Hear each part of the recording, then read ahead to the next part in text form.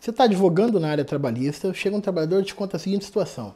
Doutor, eu sou motorista de transporte rodoviário de cargas, simplesmente o caminhão deu um defeito, eu parei no acostamento, tentei contato com a empresa, não consegui porque não tinha sinal de celular, tentei contato com a seguradora, tentei contato com o guincho, não tinha contato com ninguém. Bati a mão, ninguém parou para dar socorro.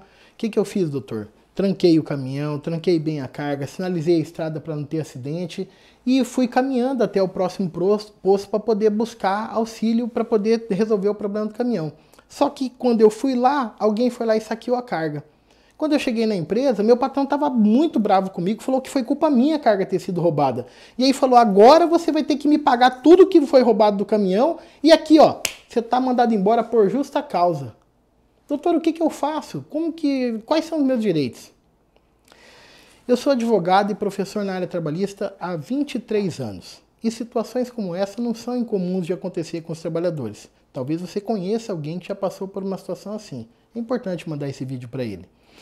E o que eu quero falar nessa ação, num passo a passo bem direto e do ponto de vista bem prático para quem está advogando na área, é como fazer uma ação de reversão de justa causa de motorista, numa situação como essa, com maior chance de êxito à luz da minha experiência de vida e profissional que eu adquiri nesses meus 23 anos advogando nessa área.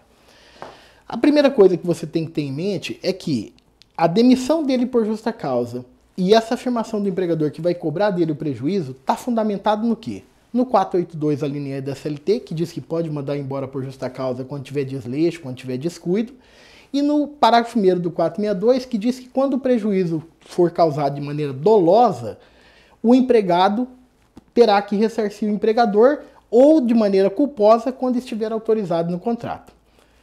São esses dois fundamentos jurídicos, esses dois fatos lógicos jurídicos que você tem que atacar na sua petição. E aí, com quais fundamentos jurídicos você ataca essa situação? Primeiro você vai dizer, olha, transporte rodoviário de carga tem lei própria, Lei 13.103 de 2015. Portanto, nós vamos ver qual é o estatuto, o regulamento que vai se aplicar nesse caso. Lá no artigo 2º, inciso 5, a linha A, diz expressamente que é direito do motorista empregado não responder perante o empregador por prejuízo patrimonial decorrente da ação de terceiro. Como regra, o motorista não tem que responder pelo prejuízo, salvo nos casos de dolo, quando ele quis causar o prejuízo, ou desídia do motorista. A partir disso, você criou o fundamento jurídico e aí o que você vai montar? Como que você vai fazer a sua causa de pedir nesse caso? Primeiro você vai esclarecer, bem esclarecido na petição inicial, a função dele como motorista profissional. Porque se é motorista profissional de transporte de carga, você tem a lei própria que vai inverter a ordem dizendo que, como regra, ele não responde pelo prejuízo. Segundo, você vai dizer, olha, ele é motorista, ele não é vigia de carga, ele não é segurança de carga. A função dele não era ficar lá cuidando do caminhão. A função dele é dirigir o caminhão. Se o caminhão parou, ele tem que buscar socorro para voltar o caminhão a funcionar. Além disso, você vai esclarecer todo o conjunto de atos prudentes que ele realizou durante aquele momento que aconteceu aquela situação.